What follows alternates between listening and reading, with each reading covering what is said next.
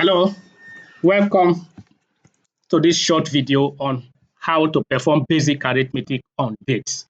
Now, dates in Microsoft Excel is seen usually like numbers, so you can perform basic arithmetic on dates the same manner you can perform it on numbers. So let's look at this hypothetical data we have here. We have customer's name down here and the date that loan was extended to them. Now, the loan tenure is stated here, some 60 days, some 70, and we need to know the expiry date.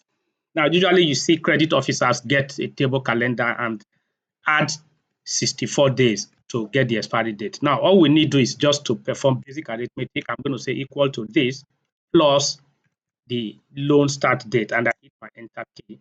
And it's telling me a facility granted on the 1st of March 2026 for 64 days will be expiring on the 4th of May, or will expire on the 4th of May 2026. And then I just copy down. That's all you need to do. Thank you very much for listening. Bye-bye.